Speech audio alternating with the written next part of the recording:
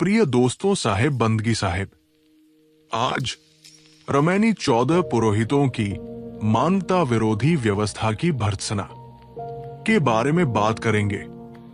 बरसों पापी आही गुमानी, पाखंड रूप छल्यो नर जानी, 52 रूप छल्यो बलिराजा, ब्राह्मण कीन कौन को काजा, ब्राह्मण ही सब कीन ही चोरी, ब्राह्मण ही को लागल खोरी, ब्राह्मण कीन हो वेद पुराना, कैसे हो के मोही मानुष जाना।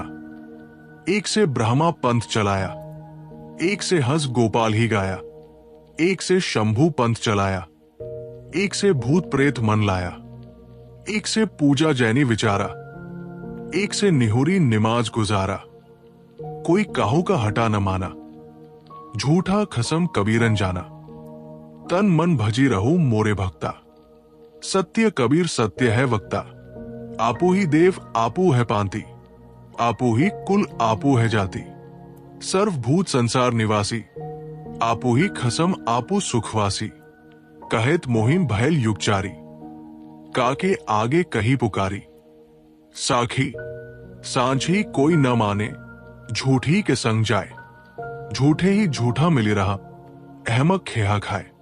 भावार्थ, वो बड़ा पापी है जो अपने को जन्म जात पवित्र मानकर घमंड करता है। उसने पाखंड का रूप बनाकर साधारण मनुष्यों को छल लिया है। एक ब्राह्मण ने अपना वामन रूप बनाकर धर्मात्मा राजा बलि को छल लिया। ब्राह्मणों ने किसका कल्याण किया? सारी चोरियां ब्राह्मणों ने ही की है, इसलिए उन्हीं के मत्थे सारे दोष भी लगे। ब्राह्मणों ने इस ढंग से वेद पुराण एवं शास्त्रों की रचना की कि किसी प्रकार भी लोग हमें अच्छा मनुष्य समझे। इन्होंने अनेक पुराण तथा शास्त्र लिखे। एक से ब्रह्मा अथवा ब्रह्मा का पंथ चलाया, एक से कृष्ण के अवतार की महिमा की, एक से शिव का महात्म्य कर उनका पंथ चलाया, एक से भूत प्रेत का ही प्रचार किया, एक से जैनियों की पूजा का विस्तार किया, एक से झुक झुक कर नमाज पढ़ने का प्रचलन किया। कोई किसी का कहा नहीं माना। लोगों ने अपने झूठे स्वामित्व का प्रदर्शन किया अथवा असत्य को ही अपना मालिक मान लिया, या जिसे अपना आराध्य माना उसकी असत्यता न समझ पड़ी। मेरे सज्जनों, अपने तन मन वचनों को पवित्र करो। कबीर सत्य का उपासक है और सत्य का ही वक्ता। सबके भीतर निवास करने वाले ये चेतन अपने आप देवता है और इनके पूजने के लिए वे अपने आप फूल पत्ते हैं तथा अपने आप उत्तम कुल जाति है। संसार में निवास करने वाले सब जीव अपने आप अपने स्वामी हैं और अपने स्वरूप ज्ञान तथा स्वरूप स्थिति को पाकर स्वयं आनंद कंद है। मेरे जैसे लोगों ने संसार को ये संदेश सभी युगों में दिए हैं।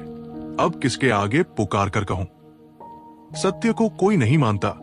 सब झूठी बातों का समर्थन कर झूठे के ही साथ जाते हैं। झूठे गुरु तथा झूठे चेले मिल रहे हैं और अंत में अज्ञानी धूल फांकते हैं।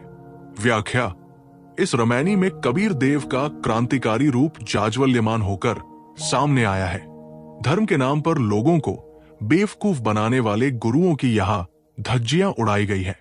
झूठे वर्ण और जाति के आधार पर किसी को ऊंच तथा किसी को नीच मानना सचमुच बहुत बड़ा पाप है। जन्मजात किसी को अछूत मानना घोर नैतिक अपराध है। मानव मात्र का जन्म एक ढंग से होता है। लोग कर्मों से उत्तम मध्यम हुआ करते हैं, परंतु ब्राह्मण कहे जाने वाले वर्ग ने अपने आप को जम से उत्तम मान लिया और एक बहुत बड़े वर्ग को शूद्र कहकर उन्हें तिरस्कृत कर डाला। जिसने हमें मिट्टी या धातु के बर्तन बनाकर दिए, जिसने हमारे कपड़े बुने तथा सिले, जिसने हमारे बाल बनाए, कपड़े धोए, घर बनाए, जिसने हमारे लिए अन्न पैदा किए, तेल पेरे, जिसने हमारी टट्टी फेंकी, उन सबको हमने शूद्र कहकर नीचा माना। ये कितना बड़ा अपराध है। ब्राह्मणों ने वैद शास्त्र पढ़ने बढ़ाने का अधिकार अपने पास रखा। क्षत्रियों को केवल पढ़ने की छूट दी, वैश्यों को और नीचे स्तर पर रखा, और शूद्र कहे जाने वाले बंधुओं के लिए तो भाषा पढ़ने का भी अधिकार नहीं रखा। वैद शास्त्र पढ़ना तो उनके लिए पाप हो गया। कहा गया, शूद्र निस्संदेह चलता फिरता श्मशान है। इसलिए शूद्र के पास वेदों का अध्ययन नहीं करना चाहिए। ब्राह्मण शूद्र को वेद का ज्ञान न दे। शूद्र यदि निकट आकर वेद सुन ले तो उसके कानों में पिघला हुआ रांगा या लाख भर दे।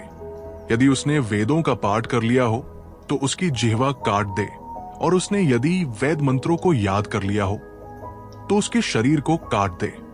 शूद्र वह है जो दूसरे की सेवा करे, जिसे सवर्ण जब चाहे उखाड़ फेंके और जब जितना चाहे उसका वध कर दे।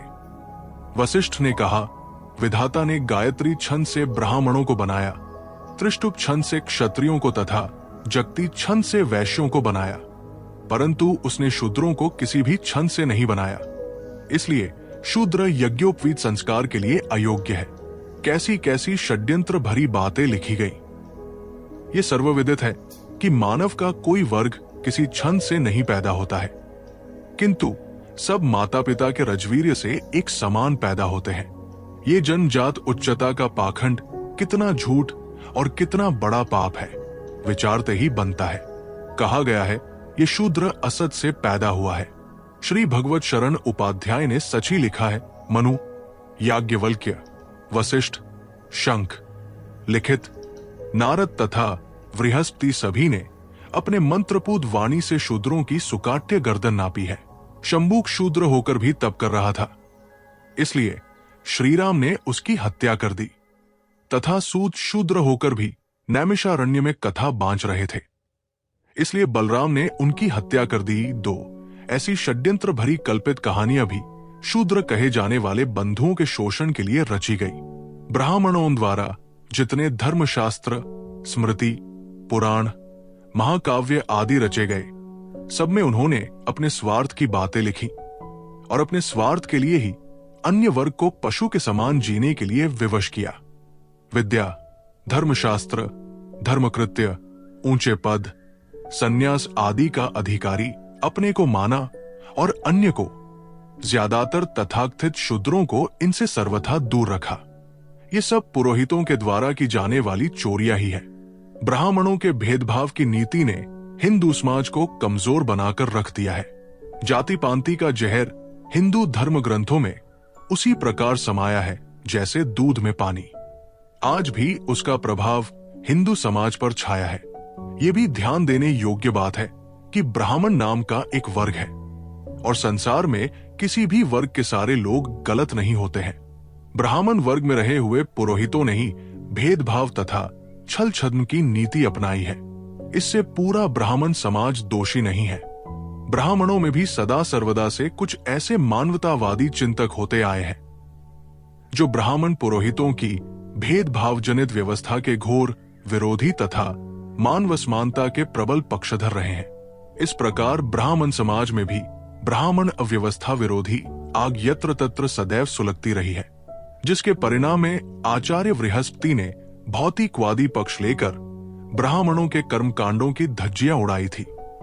ब्राह्मण अव्यवस्था के विरोधी स्वर उपनिषद, महाभारत, गीता आदि धर्म ग्रंथों में यत्र तत्र देखे जा सकते हैं।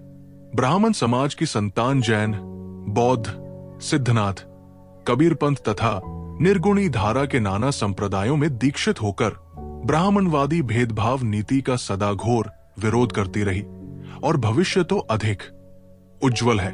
सदगुरु कबीर ने तो उन्हीं ब्राह्मणों की यहाँ आलोचना की है जो विषम ताजनित व्यवस्था के संस्थापक तथा परिपोषक रहे हैं।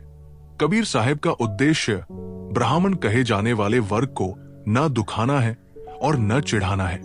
संत किसी को दुखाते नहीं, वे ब्राह्मणों को एक तथ्य सुझा रहे हैं, उन्हें सावधान कर रहे हैं। वे समझे और अपने आप को जाति और वर्णविहीन शुद्ध मानवतावादी स्तर पर लाने का प्रयास करें। इसी की आवश्यकता सब समय थी, आज तो अत्यावश्यक है ही।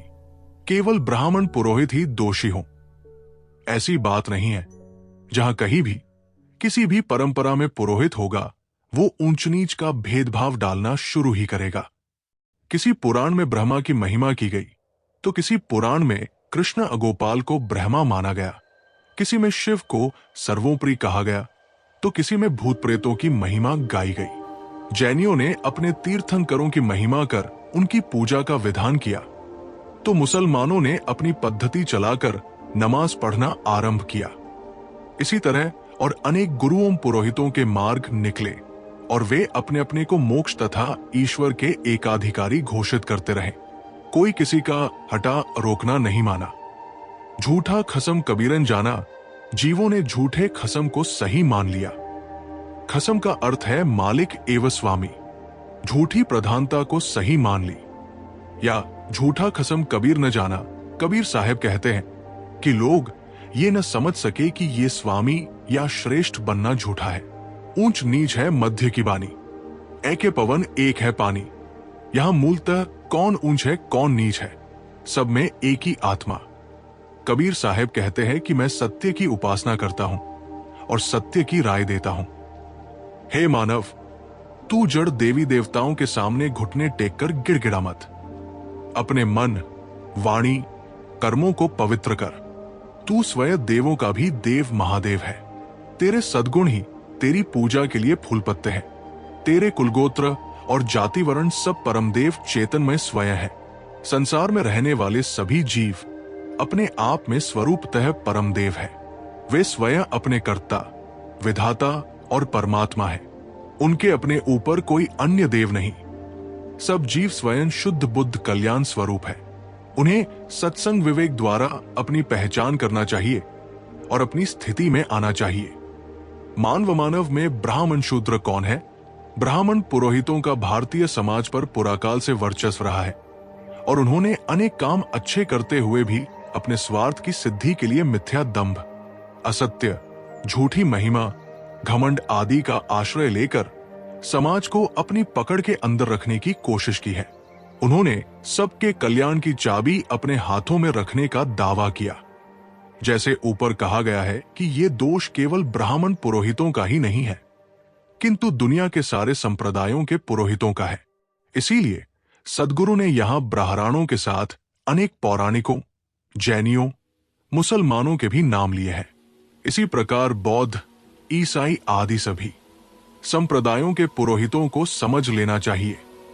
कबीर पंथ में भी कतिपय ऐसी शाखाएं हैं जो जीवों की मुक्ति की चाबी अपने हाथों में समझती है और वे यही मानती है कि हमारे नियम संस्कार के अनुसार चलने से ही जीव की मुक्ति होगी। वे यहां तक मिथ्या दावा करती है कि कबीर साहब ने स्वयं हमारी शाखा को जीव मुक्ति का एकाधिकार दिया है।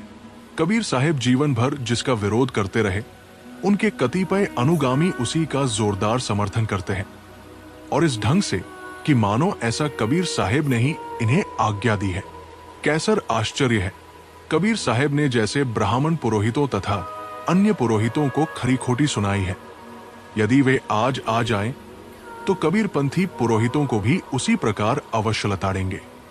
भेदभाव उत्पन्न करने वाले पुरोहितों की धारा जैसे पुराकाल से रही है, वैसे शुद्ध मानवतावादी, क्रांतिकारी, आत्मचिंतक, विवेकी संतों एवं विद्वानों की धारा भी पुराकाल से रही है। कपिल, कणाद, बुद्ध, महावीर अनेक नाम लिए जा सकते हैं और उपनिषद के ऋषि भी इसी उदार मानवतावादी तथा आत्मवादी पंक्ति में आते हैं। इनमें थोड़ी दार्शनिक व्याख्या का दोष हटा देने पर मानवतावादी तथा आत्मवादी दृष्टिकोण में सर्वथा साम्य हो जाता है। कबीर देव कहते हैं, कहित मोही भयल युगचारी। यहाँ मोही से कबीर का व्यक्तित्व अर्थ नहीं लेना चाहिए और न युगचारी से केवल कल्पित 4 युग लेना चाहिए। इस अर्धाली का अर्थ है कबीर जैसी चिंतन धारा की देशकाल व्यापी प्रवमानता। प्राय सब समय स्वतंत्र, मानवतावादी तथा आत्मवादी चिंत धारा के महापुरुष रहे हैं और उनके विचार समाज को आंदोलित करते रहे हैं। गुरु की वाणी सुनने के लिए चैनल को जरूर सब्सक्राइब करें।